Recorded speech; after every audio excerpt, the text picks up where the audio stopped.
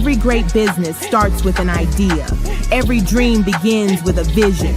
At In the Beginning Incubator and Fund, we're committed to helping entrepreneurs, nonprofits, and business leaders turn ideas into opportunity, build sustainable businesses, and create lasting impact. From entrepreneurship and innovation to leadership, funding, and business growth, we're bringing you the conversations, strategies, and resources that help you move forward. Welcome to ITB Live, where ideas become action, businesses build momentum, and communities grow stronger.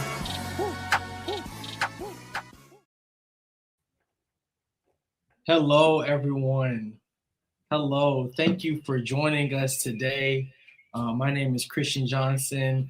I am the Chief Strategy Officer for In the Beginning Incubator, but also I am the co-president, co-CEO of Power Forward Sports. The other CEO, she's having some technical difficulties, but she's getting on. But right now, we have Miss Shea Collins with 365 Mentoring and Coaching. And I'm going to let you introduce yourself, Miss Shea, and introduce your background and just let our audience know who you are and where you're coming from.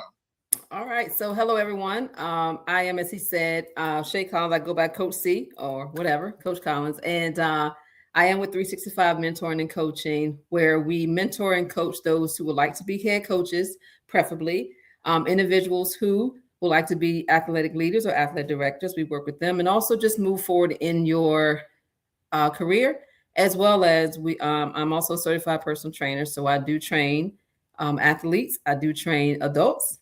Personal training, virtual training. I have a studio. So we are quite busy and full-time, the real job that pays all of the bills. I am a director of student activities, and I'm at the Thomas Jefferson High School, 4100. We run the block, baby. See, so that's that. We got some heavy hitters. I think Charnay is on here now. Charnay, she's here. Charnay is also on here now. So we have the whole lineup. Charnay, you can introduce yourself as well.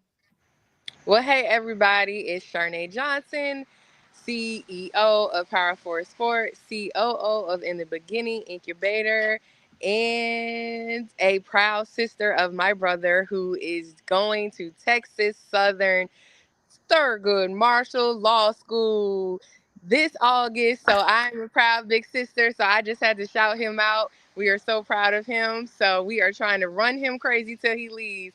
But that is me. That is who I am. So thank you guys for joining today. Thank you for the introduction and thank you for putting my business out there. Not that it's bad business, but it is business nonetheless. So, all right. So last week we had Mr. Trey with Prospect Playground last Tuesday, and we pretty much talked about NIL and understanding NIL and the NCAA and the requirements for NCAA.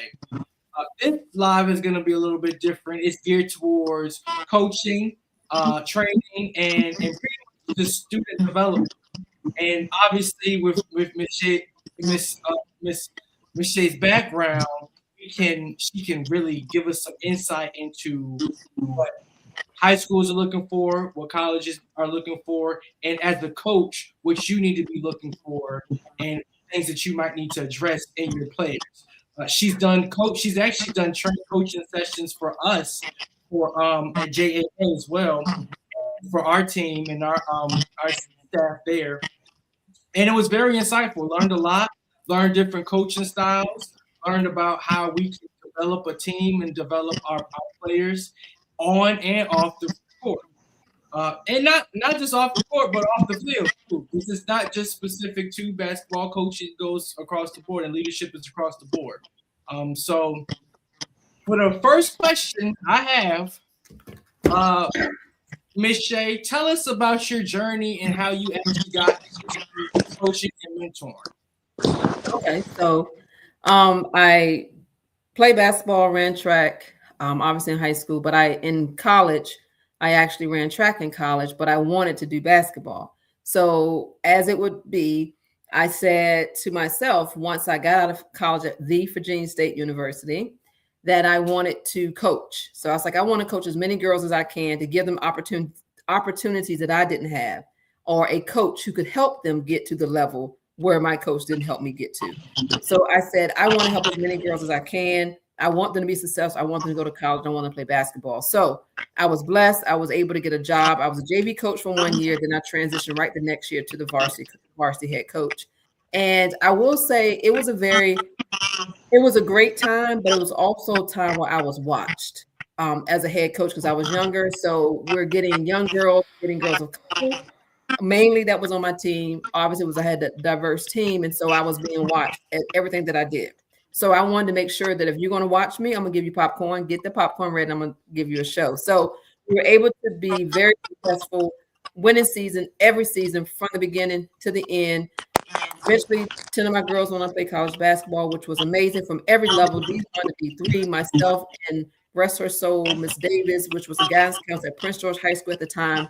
She and I worked diligently. I mean, always at it, putting these girls in school, finding schools. I was sending out videos then before Huddle came along and making sure that they found a space for them. If it was something they wanted to do, I made sure that it happened. Whether it was whatever skill level, whatever coach, whatever school I thought fit their criteria as well as fit them, the person, I made sure that they were going to be successful and do that. And I was blessed. They all graduated. One ended up going into the military as an officer, but she ended up finishing her her college career. She's actually a master's now. But yeah, they all did well. We're all still good friends. We speak, we talk. And so the transition from mentoring, somebody else said, well, why don't you tell other people and help them? And I'm like, They was like, you do this all the time. So that's how 365 came along, because I was already mentoring and coaching people, helping them. They were asking me stuff, but I also got mentored by a lot of people as well to help me on my journey. So that's how I started mentoring and coaching people. And then it turned into a business. And then my very first client was the Kappa League, speaking on college and career readiness. And that was my first job, talking to a group in January of 2023.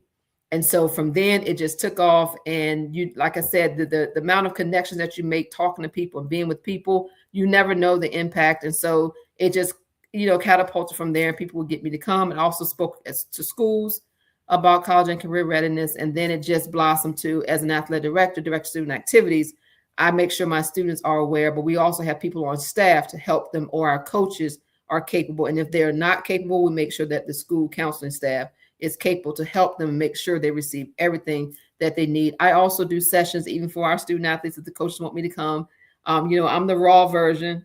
So the parents are mad at me sometimes, but I'm the raw version, and I give you straight. Like, I don't cut corners, because at the end of the day, either you're going to stay at that college or you're going to leave, because you're going to succumb to what you should, or you're going to fall short and you're going to leave. And you're going to leave for various reasons, not always because your grades weren't good. It could be because you're not prepared to be there. High school is one thing. College is a total different animal. And now with the NILs, which we'll talk about later, you got to pay them for something that you don't do right. So, you're late, you owe them. You missed a workout, you owe them. You didn't come back on time, you owe them. So those types of things are now happening for, I guess I would like to say it's called accountability. So as coaches do that in high school, it eases up them in college. And none of my players left because they couldn't handle it. They all stayed because they were already used to it. So they was like, Coach, this college is a lot easier than you. I said it should be, because my goal was to train you to be better so you can make it and you can last. So that was the goal. Yeah. So. Right. That's very insightful. That is, I think when people think about coaching and they just think, like, from growing up, you have volunteers, and everybody says the coaching is voluntary, and even in rec leagues, it's voluntary, and it's not the same. It's not the same amount of passion it is, for certain programs like college programs or even high school programs. There's not a lot of passion put into it. To hear that you're passionate and you've always been passionate is a great thing, and it's enlightening, and it's just good to hear that there are people out there who go above and beyond for their students and for the community, because coaches they support the community. I was a pallbearer for my football coach from the Giants. He passed away, and I was actually a pallbearer for him. And it's those type of connections. And even as I coach from the class that we had, taking the bits and pieces that you taught me and the rest of the class, like I said, the main thing was different leadership styles and people not and being actually cutting to the point and cut to the chase, like you said, being hard, but still being soft when it's time to be soft as well. So I just appreciate you actually going into depth, because sometimes people don't like to go into depth. So my second question, and Sharnae's gonna chime in for her segment, and now y'all gonna kind of bounce questions off each other, okay, ideas off each other. But from my second question for you is, in a session like our session that we had, what are you typically addressing for coaches? What are the main points that you want to address for coaches at any level? What are the main things that as a coach they need to take points of, take note of, and actually implement in their coaching systems? Okay. Well, I think a lot of times you have, as an AD, so for me, let me just back up a little bit with that question. I'm probably a little different than some AD. Number one, because I'm very involved in mentoring my coaches and helping them. I'm also involved in making sure our kids are supported. I don't run a practice. I don't do all that. Now, I just finished today. I actually went to my volleyball team and we did a workout. Oh my God, that's another whole story. That's for another time. But they don't see me like that, right? They see me as the AD. If I come through like, oh my God, what she wants. So I try not to do that and micromanage my coaches. So that's the first thing is I don't micromanage my coaches, because micromanaging them doesn't allow them to grow as a person. So I watch them. So my term is I inspect what I expect. So if I expect you to lead the children, when I go to inspect and I go to look, I expect to see that happening. Whether it is getting them on the bus, making sure they're on the bus on time, making sure they have all their things, making sure they're ready for the game, making sure pregame looks like pregame is warm up. They're actually they're setting the gym up, they're breaking the gym down. Those are all managerial things that I expect of coaches, because you're teaching the students to be responsible. So that's one thing I will say. Number two, or another thing that I would say is my goal is to coach you to leave me. Now, I know that sounds crazy, right? Not every person at every school is meant to stay there for 20, 30 years. There are some coaches who have stayed in schools 20, 30 years, right, as a coach.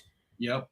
But the goal is to help you mature to be better so that you are comfortable stepping out, right? Some people aren't comfortable stepping out, so they stay there, or that's where they grew up, or that's the school they graduated from, or they have their friends' kids now coming to play on their team. They're comfortable. But if you want to grow and you want to get better, you have to go and see different things, different opportunities.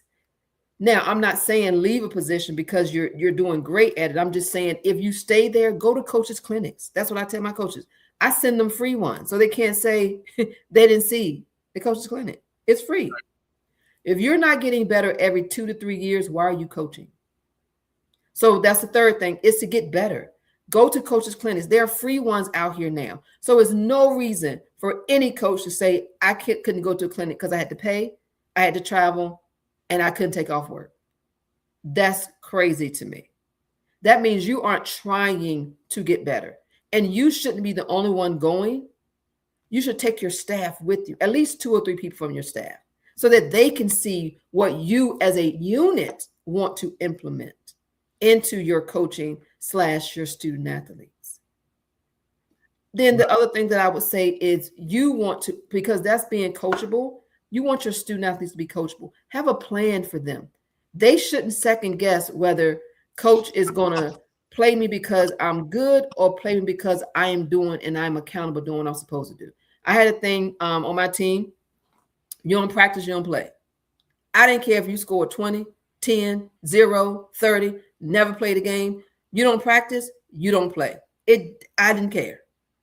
And this one incident, situation, had a young lady, and I won't call her name because some of the girls might be watching, but she wanted to come to Saturday practice. They have Saturday practice every Saturday. It was 8 to 10 or 10:30. Every Saturday, religiously, except on Christmas on Saturday. Anyway, long story short, she would barely come to practice. So I said, hey, I said, if you miss another practice, I'm going to kick you off my team. Like, you got to go, baby, because you don't want to come. She missed the practice. We had a game that Monday. Her mom comes to the game. I said, Mom, how you doing, Mama? I said, hey, I told her last time she come late. If she don't come to practice, I'm going to let her go. I let her go, told the mom. Mom said, Coach, do what you got to do. I let her go. Now, the next year, she was a junior. Next year, she comes. I said, Coach, can I try for the team? I said, you absolutely can. Are you straight? You good? She said, yeah, I'm good.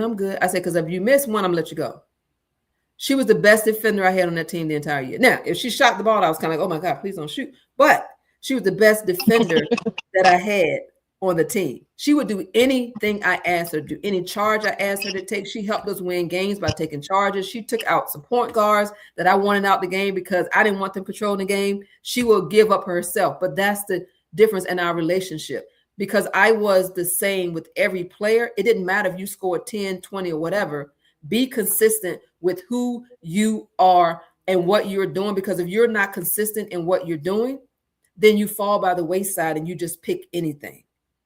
So those are things that I would say say to coaches, and what the coaches are doing is that they have to be intentional. And not every coach, and I think sometimes parents misunderstand this. Sometimes coaches feel like the coaches should be better than where they are. Right. I get that and I understand that, but not every coach played at the next level. Unfortunately, we all think they should. But if you play the next level, most of them are probably not going to come and coach high school sports, right? So we have to be understanding who those coaches are. But like I said, as an AD, I help to mentor and coach my coaches so that they can leave and go somewhere different. And if they're not where they need to be, I try to make sure I can help them get to that level. Right. That answered your questions. And it did. It definitely did. And you've been a real big mentor for Sharnay. And Sharnay she coached basketball. And she had a different style. It's definitely motherly. That all the boys love. They hate when I come around, because they know when I come around, they're gonna be running. I'm gonna make them do work because I'm a little bit more aggressive on that. Yeah. And Sharnay's a little bit more. She look easy on them, right? A little bit more easy on them. So again, I know how the conversations you've had with Sharnay and mentoring her and her AD, her role as the AD as well. It's really benefited her and her entire leadership, like her as a leader. Being somebody who may not have always been in leadership roles, and then suddenly you get put into like an AD position over a few hundred kids. That's intense, and it's intense for coaches. It's intense for other ADs, and it's not something that everybody can withstand. Yeah. So having that kind of that mindset of like you said, having a player, and you got to be I just had a conversation with one of our clients. Had to give them the straight bare bones of the conversation. And of straight, this is how it is. This is how it's gonna go. This is if we don't do these steps now, if you don't take these steps now, if you don't do these things now to progress yourself as an individual and as an athlete, you're not gonna make it far. And you're not gonna make it far. And that's and a lot of times you don't have coaches, and I always say you have incompetent coaches. Mm-hmm. I hate to use the word incompetent, but But if a coach is incompetent, unfortunately, I blame me as an AD. I have multiple meetings with coaches throughout the year, but I also do coaches evaluations every other year. Right. Because if I give you something to do, I have to watch you do it. And Mm-hmm. then I'll revisit it again, right? So if my coach is failing at something, like for example, if your coach is not one who communicates through technology, the proper technology, don't be mad at coach for not sending you something that you asked for through email or, got on Google, whatever. Because if you have someone to help you, then assign that to a person that can do it. So that's how I'm helping to manage you, but you still are going to do what I need you to do, but just ask someone else to do it. Right. Football is famous. You got 30 coaches out there. Not really, but you got 10, 15 coaches. Why should the head coach be doing the food, worried about the food for the week, worried about sending emails out to the parents, worried about collecting uniforms, worried about washing uniforms, worried about kids on the bus, worried about checking the locker room at the end of practice? No, you had all these coaches, give them a job and a duty. So to your point of a person doesn't do what they should do, you have to sometimes delegate those things to people who can take care of it, so that if you are not equipped as a coach, I got to find somebody to help you. Now, if that help doesn't help you get help, then I got to help you on somewhere else, not on my staff. Right. But I feel like I have to coach you up. Now, if you want to be coachable, yes. Everybody's not coachable, because most coaches who coach think they know everything already. So they're not coachable. So if you're coachable, I'm going to coach you and help you. It may not be always how you want it to sound. Right. And, the delivery, I try to make sure delivery is correct. But some things just have to be said how they have to be said. And that's it. And it's really no sugarcoat in those conversations. And yeah. As an adult, like, that's a good point. Being an adult and still being coachable is you have to still be able to learn, because games are changing. The landscape has changed with NIL and new rules being implemented across all a few plethora of sports. Yeah. You have to be able to adapt and change even as you progress in your career. Yeah. So that's really beneficial. And again, for coaches that are watching and listening, I don't think being stagnant, even as an AD, being stagnant is something that you should strive for. I feel like when you look at big schools and when they have stagnant years, those ADs and those coaches are usually they gone. Like, and even at smaller schools, if it's too much stagnation, then there are going to be hard conversations that you're going to have with the people who are above you. So right. Being able to have those hard conversations with your coaches as an AD or with your players as a coach, you have to be able to do it. And like you said, how you say things is also important as well. So I know Sharnay hasn't really chimed in too much, and I want to give her the opportunity to chime in. It was some echoing going on with her, so that's why we haven't really heard much from her. But for Sharnay, for you as a coach and as an AD as well, tell us some things that you maybe told other athletes for them to do in the off season, for them to become stronger or develop their quality of training. Well, I always say that the off season is when you actually get better. You should always, just because you're not in your actual dedicated season, whatever sport you're in, does not mean that the work stops. The work, that's when you show what you've been doing on the off season. So that's why I always say you really get where you're supposed to get in the off season. You should be having a speed and agility trainer. You should be having a strength trainer. My son has 3 different trainers that bring 3 different things to his body to help him to be better than how he came, right? So he has a basketball specific trainer. that just helps him with basketball, ball handling, shooting, things like that. Then we have Roger doing speed and agility. Then we have Coach Bulldog. He helps with his stamina, making sure that he can actually run as much as he needs to run with asthma and not pass out on the court. But he's helping him with his footwork as well through boxing. So a lot of what everybody does is different, but it's all going to be utilized on that court. He's a forward. So he's getting in the paint and he's boxing out, he's grabbing rebounds. He has to be strong physically. So we're doing all this stuff. We've been doing that all summer. He actually told somebody today, I didn't have a good summer because I ain't went nowhere. Yeah, because you working. You're really working right now. But training during the off season is always going to be your best bet to get ready for your actual playing season, because you can't just play the season and then, okay, well, I'll just wait till next season and I'll still be good. No, you should be taking your shots. You should be hitting the ball 100 times, 200 times a day for baseball, running the track, making sure you're beating your own time. You need to train.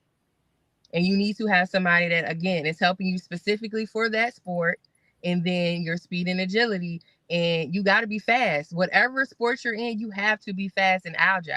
You have to be able to move wherever you're at. Swimming, muscle endurance, all that stuff, everything goes into play and it goes together. But if you're not training in the off season, there's no reason for you to even come back for the regular season, because you haven't improved. You're not going to get ranked. It's you just doing it for fun at this point.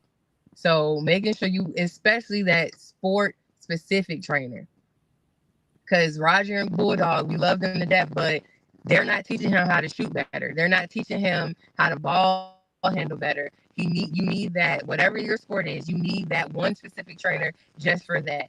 And yes, that costs a lot. He has 3 different trainers and none of them are free. All this stuff costs a lot as a parent. And then I see and know what I want him to be in the future if he wants to do it and stay serious with it. But it's not cheap to be in sports right now, but it's a $1 billion industry. So you always have to, maybe you have 2 trainers this season and then try another trainer. But either way, you got to be training in the off season. It's imperative. Yeah, one way, our grandfather, he played at Winston-Salem. He was on the first team to ever win a NCAA championship from HBCU. Shout out to my grandfather, Eugene Smiley. But he's same thing with him. And like Sharnae said, having the funds is something that is a lot of people don't have at that in their budget. Especially with everything going on outside, inflation and affordability, maybe you don't have that money that you would have had last year. So like Sharnae said, and like my grandfather said, take your shots. If it's community hoops, or find a community hoop, find a park, just take your shots. You should be taking 200 to 300 shots a day if you really want to be at that level.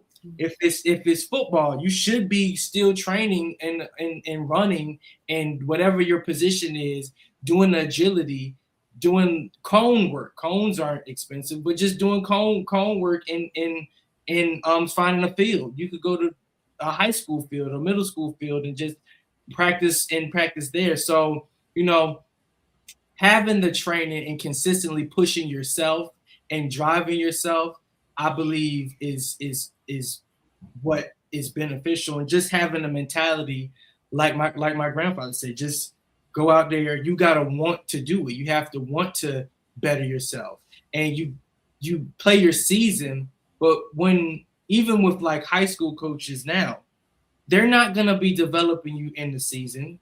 They're gonna want you to come knowing your stuff. And it's not even in that case, in some cases, it's not just it may not be the physical training aspect. It could be the mental training aspect as well.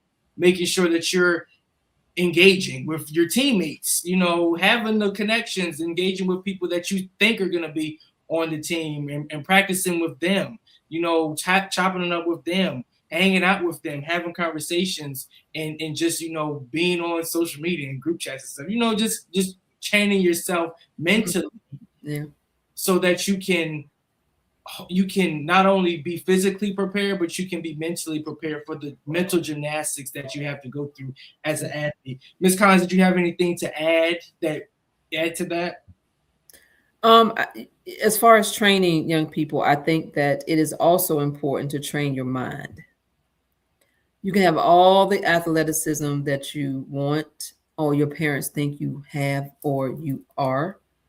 But if your mind isn't there and it's not right, I can go tell you to go outside for an hour, shoot hoops, run laps, do whatever. But if my mind is everywhere else and is not there, I'm not going to do it. And I'm not going to do it to the fullness, right? So parents need to have those conversations with their student athlete. Are you playing for high school, for fun, to be on a team, or to be at the next level? Parents do not have these conversations with their student athlete, and then they are mad at the coach because Coach Johnson, no relation to anybody, I'm just saying it. I use Johnson because that's y'all's last name. Nobody say I'm talking about them. Coach Johnson didn't help me get to college. He didn't do anything for me. She didn't do anything for me. Right. They suck. They ain't no good. They can't help nobody. They don't even know what they're doing. They can't even coach. But do you know your child don't even want to go to college? Your child is done. They're happy being a high school athlete, and they're happy because you know what? Mentally, that student athlete knows it takes work to play college ball. I might sit that bench for 2 or 3 years, but in high school, I'm the star. But I'm not the star. I am a ping in the stars around me, but I'm not the shining star. So I think that's one of the things that I find would be an issue with some parents and their student athlete. Do you know what your student athlete wants? You can spend all the money. Coach Johnson, she has the money or means, or find money or means for her son to have 3 trainers. As you said, Coach Johnson, the other Coach Johnson, every parent may not have that. But what are you doing to help your child if that's the area that they want? Maybe you have your child playing AAU. I've already posted this one time, so I'm not going to get on it. But maybe AAU is not the ticket when John's skills are not for AAU. He's on a team because he's on C team. Honey, if you don't see, why are you playing? See yourself to a trainer. Because at C level, you're playing in no competition. Right. The level of play at C is nowhere. Because A is getting all the shine, all the competition, all the heavy level playing. You're getting the what's left. Or the kids who parents couldn't find nothing for them to do. John Dad is the coach. Let's put the boys on a team so the boys can stay together. I hate that word. We just want them to be together. Are they going to be together forever? No. Because a college coach might pick one from that team or none. Right. But you stayed together to play AAU on a C team. For what? You could have got a trainer to spend that money that you spent $25 a day to get into a game for 3 days. That's $75. A trainer might cost you $75 a week. Some might cost you $35 an hour. But you still got that $7 you could have put in the training. Because your son might have touched the ball 5 times in 3 days or 5 times in 2 days. So you touched the ball 5 times in 2 days and you shot up air ball all 5 and you sat on the bench. What good was it for you to go travel to a game, spend $25 a person to get in the game, $50 for the weekend, but then you done spent $400 in a hotel? So you done double the money that you could have put into a personal training to get him on the B team next year or the A. But hey, what do I know? Just saying, so that's a conversation that parents need to have and really sit down. And it's hard. Trust me, it is hard. I had 2 student athletes in high school. Neither one wanted to go to college and play. That broke my heart because I done spent money, time, travel, this, that, combines. I mean, I'm all over the place, and I'm a full-time AD at a high school, and I got sports to run. I was running 34 sports. And I'm still present at everything they wanted to do. But that's not what they wanted. And my son had offered, my oldest son had offered for college for football. Didn't want to do it. But I couldn't push that because that's not where his passion was. See, man said that mental piece. He didn't want to do it. Right. So you can't push them where they don't want to be, because they're gonna make you eat them words sometimes on what you done said to your friends. You invite your friends to the game to watch your son sit on the bench. Really? You already know where he at, or he or she at, right? So you got to know your child, talk to them, speak to them, have those conversations with them. It is hard. I know it's hard to hear, spent 4 years and you don't want to go to college, play a sport. I know it's hard. I know. But why go sit them for 1 year and then make a shipwreck and flunk out or never go to class? Right. That's a good pivot into the next part. For Sharnay and managing, how important is academics for student athletes? How important on a scale of playing a game, the athlete part, but the student part? Which one is, from in your experience and your personal opinion, which one would you say is more important? And then Ms. Shea, you can piggyback off of what Sharnay says. Okay. Oh, okay. I thought, okay. It is a 10. I feel like it's way more important than you playing the sport, because again, people don't want to hear this. And just a FYI, I do get hard on those boys, and I am very hard as a manager. So y'all two both know me, so don't even, I'm getting harder. But no, your academics, because what if you get hurt? Nobody want to hear that word either. Nobody wants to hear you got an injury and you can't finish your high school career playing any sport. So now you're not playing the sport, you're not gonna do right in school no more. And again, you might get depressed. It's a lot. And I'm glad you said the mental aspect of this, because you don't really understand what they're going through as the athlete with all that pressure. And now with the NIL, now with somebody, I had a event today at Podium, shout out Podium. And this year this is my second year going within the beginning. And it was so many more guys there, right? So I was so happy to see so many guys, and I had the Power 4 Sports, so all the guys just came over, and one guy was like, well, how do I get ranked? And I see people and they rank, and they not even good. And I'm like, okay, well, first off, worry about yourself. Second of all, what are your grades? What team are you on? Are you just doing AAU? Like, what are you doing to get ranked? And you're not going to get ranked. And I don't say, we could go about AAU forever, and we be in the AAU stuff, but those AAU tournaments is not the only way or the first way that you're going to get recognized. You're going to get recognized because you're doing all the requirements that the NCAA is saying for your grades, because your grades are the most important thing. You're not going to get into a college if your grades suck. You're not going to get drafted anything with your grades. You stop yourself right there because your grades are not good. You're not going to do anything. I don't care how many buckets it does not matter. You cannot get a minute to a school unless they're doing some trickery, honey. Unless there's some trickery going on. But again, school has requirements for you to even apply and get denied. And it is still requirements outside of the sport department of the school. You still have to have a certain GPA to go into the school. And the sports is just the added addition to that. But your grades are so important, and that's your backbone. If this don't work out, I still have my degree. I still can make something of myself with or without sports. Sports is not my identity. And I think that's what a lot of student athletes get messed up, or just period. People that play sports, regardless, you playing that sport is not your identity. Christian, the reason we're in this business and everything, my family, we were with the Giants. First, we started with the Virginia Randolph and Henrico. Then we went to Chesterfield, the Giants. We've always been in the community when it comes to sports. Christian has played baseball, football, and he finally got into middle school to be able to go to high school and get on the high school team. Made the high school team in 9th grade. He just stopped playing football out of nowhere. We really didn't have a conversation about it. We didn't know what happened. He came from a game and said, I'm done. I'm taking all my stuff, and just stopped. So we like, well, dang, what, you not bad. Like, we know you can at least go D2. Something like, what happened? He just stopped. And then he got into the band, and he was so happy being on the field in the band.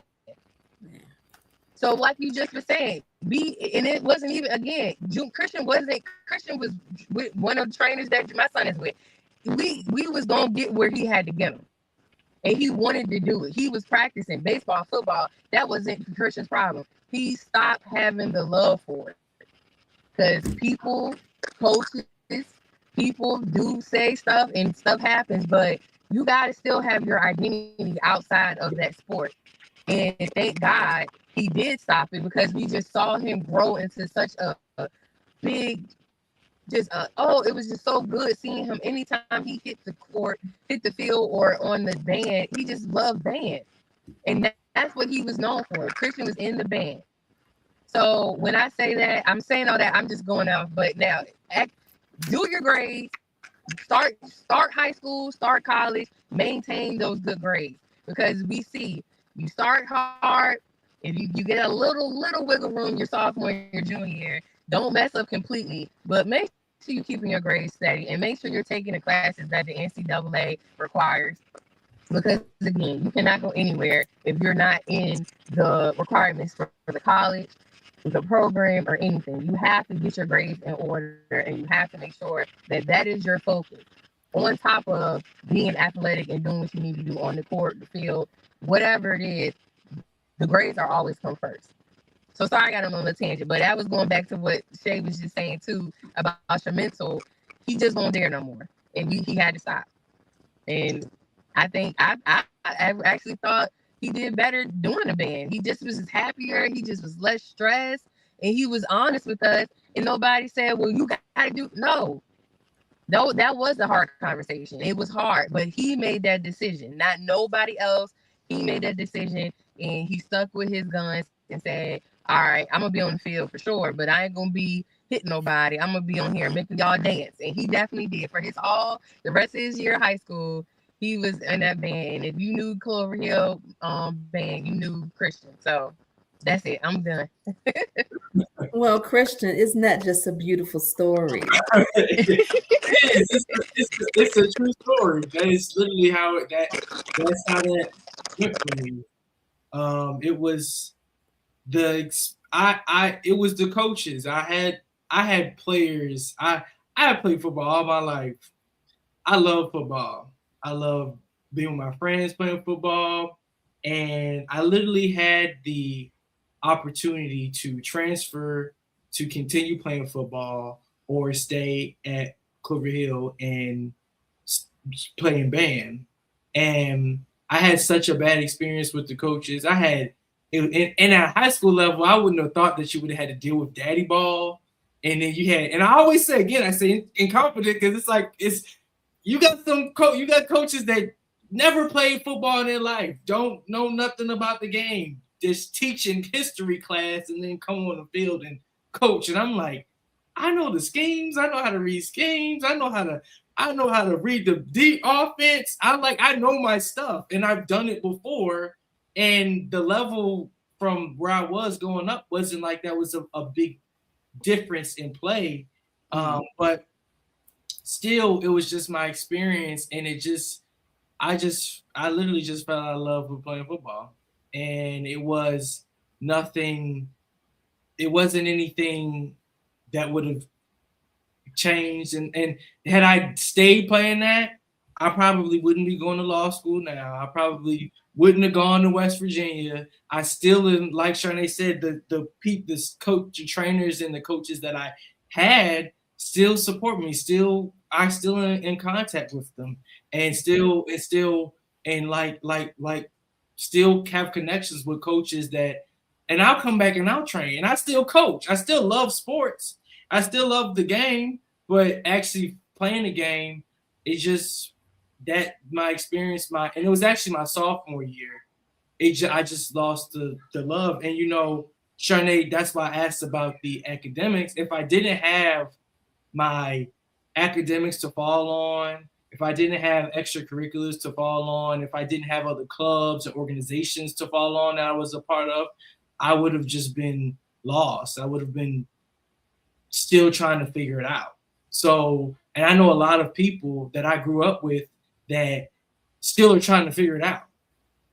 Because when we were kids, that's all we had was playing football. And then once you realize, okay, you graduate from high school, and then you know you're not gonna go to the you're not gonna make it to the NFL, then what are you gonna do after that? So, Ms. Collins, you for academics, you know, as an AD,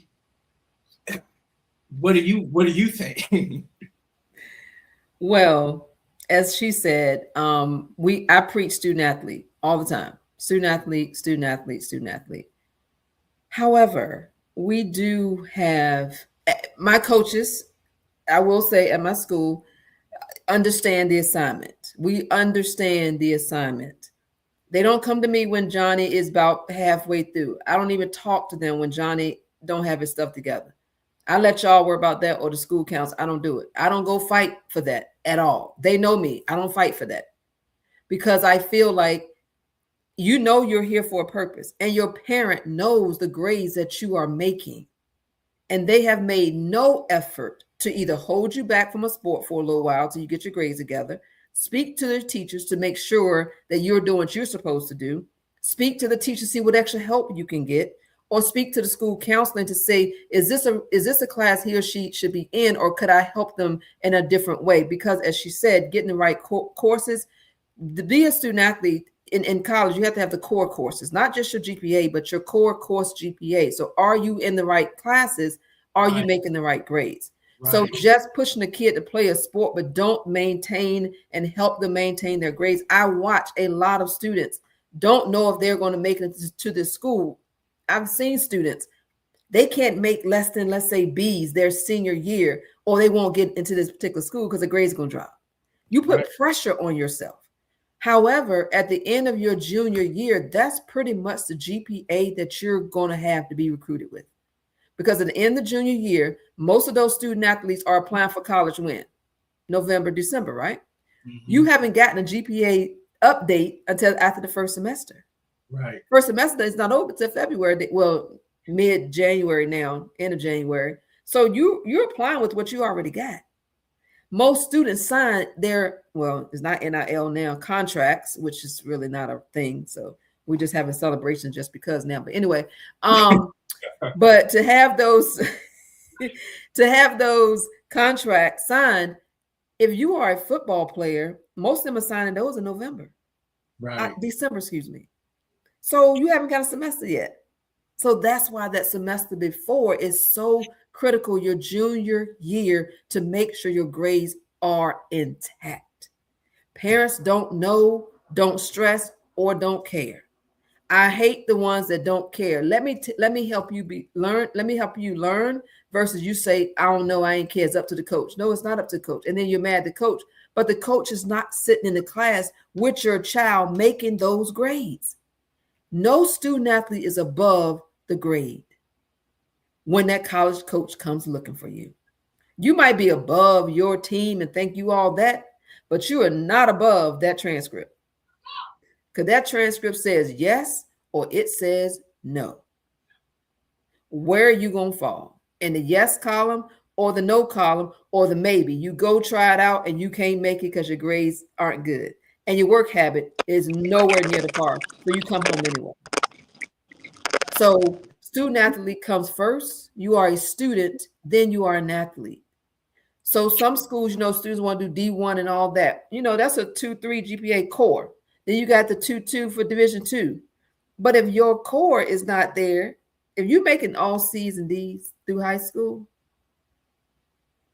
you're going to have a hard time getting those high offers that you think you're going to get. Because a lot of coaches now, when they come to a high school to recruit, first they say, what's his grades, coach? Let me see his grades. Because there's no need for me to continue to have a conversation if your grade's not right.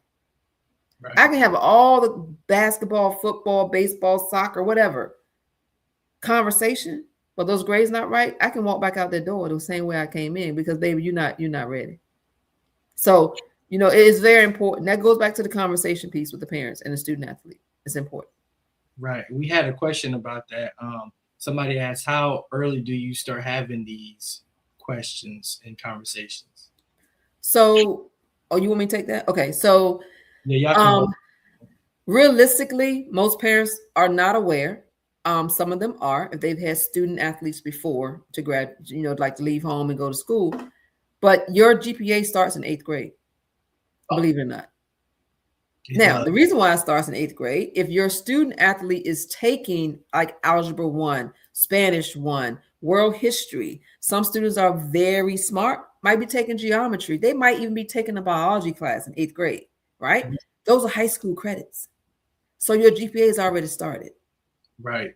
So the conversation piece, the 8th and 9th grade year, those conversations need to be had, especially after that 9th grade year. When that student athlete has done cut up all year because he or she think they better than everybody else because they now on a varsity team, quote unquote, or they play JV but get to play up on varsity on Friday night sometime, but they think the grades don't matter because I'm only in 9th grade. Yeah, I'm only in 9th grade. I'm good. So those conversations after that 9th grade year, you need to say, hey, is this what you want to do? If this is what you want to do, this is the grades you need to make from this point on. Because again, I said after that 11th grade season, remember, those grades are what they are, let alone your child has made the effort because your child is sitting in the classroom. The coach is not in the classroom. And people like to blame, well, the coach didn't help, the school council didn't help, they didn't do this and that. But you see what your student is taking. So don't sign off on it if you know that's not what you want your child to take. You know what I'm saying? So there has to be some buy-in as well to parents having an understanding of that as well. Right. Somebody else asked, are guidance counselors involved with student athlete to put them on the right path? I don't know every school. My school, I have a school counselor who does all of my NCAA clearinghouse stuff. She's on it. She takes care of it. She does my GPAs. If they haven't filled the paperwork out, she comes to them.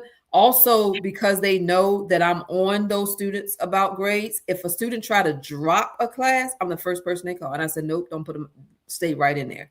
Because I get that, kids want to get out early when they're a senior. Why get out? If your GPA is questionable, stay in and take that extra elective to make a good grade. It boosted your GPA up, right? But you're in such a rush to get out of school because the school needs your final transcript. So if you stay in it, even though your GPA is what they look at after your junior year, that final transcript, some coaches have to see that first semester transcript from some of these student athletes because they didn't make it in the first round.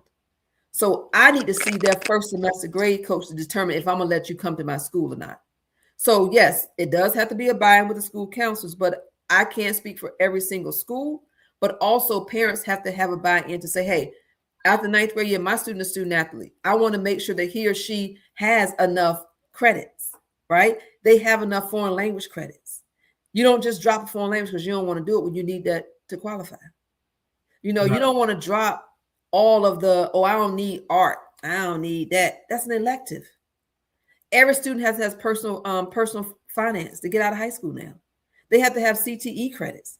They have to have, they could take the WISE testing and those to get credits. They need those things. So those are also requirements. SOLs are still there, right. Not as many as they needed years past. They need 5 now. But those are things, conversations that parents need to make sure they stay up with on themselves. So you want to make sure that your child, yes, taking the history, English, science, math, and all that, but those electives are important and core courses are important for that student athlete. And if you don't know what those core courses are, every school counselor has what those required core courses are or what core courses your school uses and can be used for the core courses you do.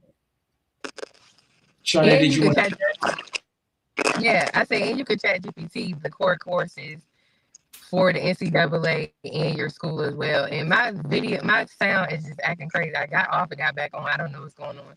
But no, I agree. And I feel like with the parents, they'll fuss at the coach quick, but won't go to the guidance counselor, won't go see. And we had the opposite.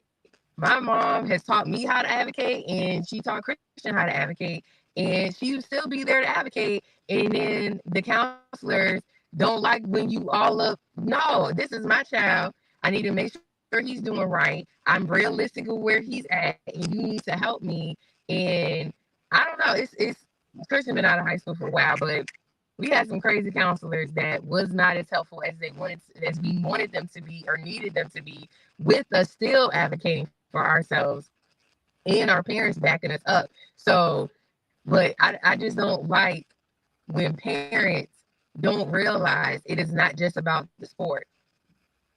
And it's like, y'all just, it goes right over your head how important the student is about the academics. So for you to not impose the importance of that in your household and to the child, it's crazy to me. Today, I asked everybody what school they went to, the guys from Podium. I asked them what school they went to, what's your major for college, and then I asked them what sport. Then they say engineer. Well, what type of engineer you want to be? I don't know yet. I said, well, you need to find out every ChatGPT, every kind of engineer, find out every kind of engineer, and then you find somebody that's doing that so you can shadow them and mentor them so you'll know exactly what you want to do. Right. I told that to everybody, girl, male or female, whatever it is that you want to do, go out and find somebody that's doing it so you can shadow them. That's the academic. Mm-hmm. Because I want to be an RN. Do you though? Everybody, I wanted to be an RN, but I know what it takes to be an RN too.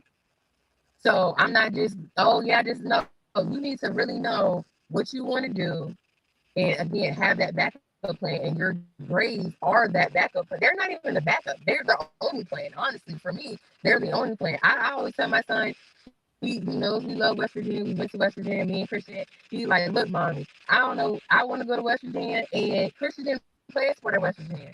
In his head, he knows he wants to go to West Virginia because his uncle Christian went there, mommy went there, and we didn't play sports. He knows that we go there to go to school. So now he's taking basketball more serious. Now it's like, okay, I'm gonna be on the West Virginia team. Now that's the new talk of the town. But before it was, I'm just going to West Virginia. Why? Because I'm going to college. I don't have to tell my son, well, what you want to do? I don't mind if you want to do a trade school and get a trade. That's cool too. I don't even mind if you want to do 2 years at John Tyler because you're not ready to leave yet, and then you transfer in. I did it.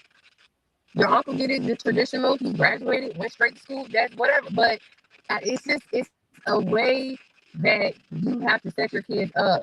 And these are the conversations that you need to be having with your kids. And since I have a good value, this is a conversation that we're going to be having people at our NIL experience. August 15th, 11 to 3, 919 East Main Street, Richmond, Virginia, on the 4th floor. If you're loving this conversation, if you love the conversation with Trey, we don't even have enough time to get all of our panelists on a segment like this because it's just too much going on with everybody's schedule. But this is what we're talking about. We are literally bringing experts in our region together in one space to give you all the information that you need. And if it's not enough in that time frame, we could have another event, or you can link up with everybody separately. But August 15th, people, we are here to help you guys get everything that you need to get for your student athlete. And as the parent, even as a coach, because again, NIL, you can get NIL as a coach. And two, I think, go ahead. Go ahead. No, go ahead. Oh, I was going to say, by getting people in the building and in the space, it's important because we as the adults, sometimes think that the student athlete, I don't want to say children, but student athlete has the adult mentality to figure out what I need and what I don't need. They don't have it. So the parents have to help us, the AD, the coaches, because I was a coach, to help us get that information to your child. So if a parent doesn't know the information, number one, reach out to the coach, see if the coach knows. Attend sessions such as this that you're having. Some are free, some are not. But everything free ain't good for you. Everything paid ain't good for you either. So you got to pick your battles, right? But also get in the room and just see what it's about versus saying, oh, I don't need that. I'm good. But your child doesn't know. Sometimes kids will listen to somebody else say the same thing that you just said 5 minutes ago or 50 times ago. So bring your child to the room August 15th so they can hear from multiple people, experts in various areas to help them. If a parent does not know the procedure and they need help or they don't know where to start, 365 can help you. But if I can help you, but you can also come here because there are multiple people that are there that can help shadow you and help get you straight to where you need to be, but also answer questions that you may not have thought of, or you may hear some things that you were not aware of. So that's one thing to help. I know we're out of time, but that's one thing to help. So if a parent doesn't know and a parent is not aware, ask questions, seek help. Don't be afraid to reach out to somebody. So what if somebody says, hey, I got a session. My sessions are $25. I got 2 sessions coming up. They're $25 each. I'm guaranteed for you to walk away with information. That's okay. It's okay to pay that because you're going to help your child. Your child may help you not spend that 25 by getting that school scholarship. So you spent 25 one time to help you be worth it later on. And as we go ahead. We didn't really get into NIL, and I'm going to ask a question about NIL, so we're going to go a little bit over. If that's fine, we're going to go a little bit over. But for NIL and really addressing NIL, for you, Ms. Collins, how do coaching and mentoring prepare athletes for NIL opportunities? And then, Sharnae, I have a question for you after that, and then that's going to be the questions. Well, I'm going to say this for NIL. Come August 15th, we have NIL experts there. No, but that's perfect. If that's it, that's perfect. That's actually perfect. Because we have experts. So they may have a question that the 3 of us on here may not be able to answer, but we have coaches coming from a coach and we have a compliance coordinator from a D1 and a D2 school. Most D2 schools do not offer NILs and that say per se in that way. Right. Like the Division I schools definitely do, right? So, but what are your options? How do you still get those grants and things to not pay, but how do you also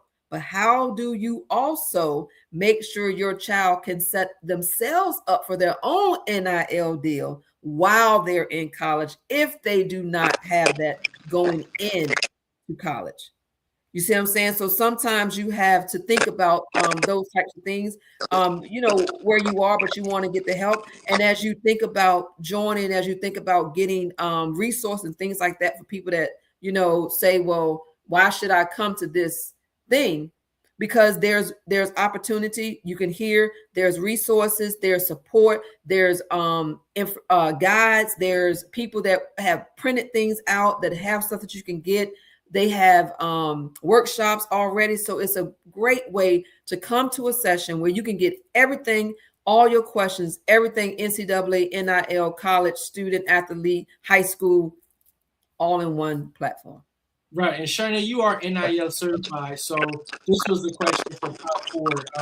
Does Power Forward offer a guide for NIL and NCAA? Yes, we do have a guide.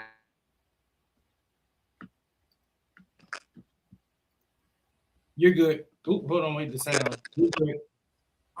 All right, so you muted me. Okay, yes, Power Forward does have a guide. We will have a lot of documentation at this event, again, August 15th. But yes, we do have a guide. We have a student handbook, just particularly for students. It's short and sweet, but it's straight to the point for a student to understand it. Then we have more information for a parent to understand and what they need to do, because again, you're the student athlete, but the parent is a parent too. So we want to make sure that we're reaching everybody. But yes, Power Forward definitely has the student handbook, NIL books, Prospect Playground. Trey, he has some books too for our for the NIL and branding for sure. So again, we're all coming together. We are trying to bring something new to this area in Richmond. And I think that it'll be very beneficial for, again, parents and student athletes, coaches, other ADs to see, it's a lot out there. And as I've gotten older, it really is the truth. No question is a bad question, because somebody else could be thinking it or just be scared to answer or say anything. So please, if you don't know what you don't know, and again, As long as we're on this earth, God has us here for a reason. So ask your questions, learn, and be better than you were the last day, your day before. Because there's still something on here for us to learn and get to the progress and to the process of being a student athlete and getting to the next level. Because once we get you to the next level, it's a whole nother level being in college. And Shay was talking about that earlier when she got on here. It's being in college, you get through high school, and now you're going into a whole nother, and it's all new, especially if you go away from home. It's just a whole different aspect of life being in college and being a student athlete in college. Because not only now is it the NIL, not only is it now social media, now, well, always, then it's, oh, well, I got all these ranks in college in my division, and now here comes the NFL or NBA. And again, I'm always going to say prep schools, going overseas, I love all of that. I'm not opposed. I have clients right now, and I'm like, look, we gotta. This ain't what you envision, but I see how, where we at, and we gotta make some changes because we're not gonna be even able to get to this point if we don't do these changes now while we're still in 9th and 10th grade. So yeah. I'm always here for playing overseas. You can still get picked up overseas. You can walk on an NFL team. You can try out for the NFL. They pick up from those G leagues and everything. So, it may not envision everybody wants to go to the league. Trey gave statistics last week. Everybody's not going to make it. And if you're still good and still in good health, then try something else. Try again. But yeah, the grades and having an alternative, and let God order your steps. Not you just, I just want to do it. No, let him help you put you where you right supposed to be. At the right time, at the right moment, everything will fall into place. And I'm only learning that because I'm getting older, because I ain't got no more plans left in me. I got to just Google what the big man tell me, because my plans I be messing myself up. So I got to go how the big man moves. So that's another thing. I don't know how religious everybody, but please just let God do what he gonna do. Because you're going to mess his plan up, and his plan always going to be better than ours. So parents and students, do what you do, work hard. But always remember that it is always, you're going to always be where you're supposed to be at that right moment. And it doesn't matter where it's going to be. As long as you know you're doing what you're supposed to do, everything that you physically can do it. Do the training, get the grades, have the mentors, relationships. As an entrepreneur and helping my mom run ITB, I think the best thing that if you don't get anything else out of coming to the event on the 15th is relationships. We've gotten so much love and just support from people that are completely strangers to us, but it's those relationships that really matter. You're going to be in the room with coaches, trainers, ADs. What if something happened crazy? You might need to transfer school. Hello, B. Thomas Jefferson, AD is right here, baby. Hello. Like, what do we gotta work everything we got, and we gotta figure this out. And you have resources, and you can create those relationships at this event, August 15th. So please don't overthink this. This is an investment to you and your family. So I'm a Scott, because I'll start preaching on here about generational wealth into generational wealth for everything. Right. So we're gonna wrap up. We always do a closing game, Ms. Shea, at the end. It's really quick. It's a quick little game. All right, before we do the game, can I ask a question? Can we put the link to the event in there somewhere so people can see it? Yeah. They go back and watch. The QR code. If you're right watching, over your head. The QR code is right above my head. If you're watching on your phone and you can take a screenshot of your phone and then you can scan the QR code. If you're watching on another device, scan the QR code right above my head. It'll take you to the event site. You can purchase your tickets. They're just $40. You can purchase your tickets online right now. There's time, still space. There's still seats available. You purchase your ticket. You can also, let me just add this. For our student athletes, it's $25 cash only. $25 for student athletes. You have to be on a team, middle school, high school. $25 for athletes only. Okay, Right. only The day of. $25 for athletes. So if you're a student and you come the day of, bring your $25 cash. Or you can also go to powerforwardsports.net, go to the NIL experience, and that'll take you to the link as well. It's a job form link that you can sign up through as well. So those are both ways to sign up. There's information everywhere. You can hit our Instagram page, and you can find it there as well at powerforward_sports.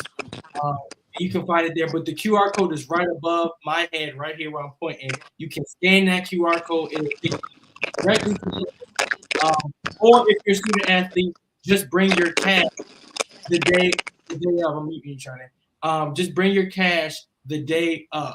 So yes, let him work. This Coach Percy, let him work. So all right. So Miss Shea, we're gonna close out with the quick Q&A. The last section is called the coach's draft. All right. So the coach's what? The coach's draft. Okay. Okay, so you're building the ultimate athlete, and you have to pick between one or the other. You're gonna get two options, and it's 7 questions. You just have to choose between one or the other to build the ultimate athlete. Okay, you ready? Okay. Are we both doing it or Shea? It's just Miss Shea, just Miss Shea. You can do it. Unless you want to do it, but Miss, I like the guests to be on when they do it. They like doing it. Do it. Okay, so first question is hard work or natural talent? Hard work. Oh, do I answer now? Yeah, you answer now. Okay. Hard work. Hard work. Okay. Question 2, speed or IQ? Speed. Okay. Question 3, leadership or athleticism? Leadership. Okay. Question 4, grades or stats? Can I do both? I know I can't, but either one is fine. Stats, whatever you believe is important. I know grades is. I know. Grades are good. The stats help. The grades puts you there. The stats kind of keep you in the mindset of the coach. So. Okay. So really, both. Really got both. Yeah. Can I do both? Okay. Okay. Question 5: confidence or humility? Oh, confidence. Cause baby. Yo, we coming hard. We gonna walk in the gym like we run the place. Now, we might be, brought down a little bit because of score, but we're gonna bring that score back up, and we leaving out here with a win. We ain't just come up in this place, wasted 2 hours for no reason, and we took a trip here too. Nah. I need you to be confident and walk in confidence. I need you to walk in it. You gotta walk that walk, baby. Walk. Question 6: practice or film study? I need both. I know that's not the right answer, but I need both because I need you to watch what you didn't do. So when I tell you in practice that you didn't do it, you didn't see it. So let me pull that film out, honey. That video, that your huddle, whatever it is that I just got, max preps, whatever I got, I'm gonna show you that you turned the ball over 5 times while I set you down. When your mama said, why you set my child down? You always sitting him down. You always sitting her down. Did you see the 5 turnovers they had in a row? You didn't see that because you went to the bathroom and missed 3. However, I'm gonna show this right here. Pull that up. It's proof. It's evident. However, I wish I had I would have $1 million for every time a kid, because I coach 9 and 10-year-olds. I would have $1 million for every time one of them say, I didn't do that, and we don't have film study. But if I had it right there, if I had a camera, how they have in the NFL, where I could pull it up and say, you did this is what you did, now run, because you argue with me. That's right. I would have $1 million for every time. So the last question 7 is character or talent?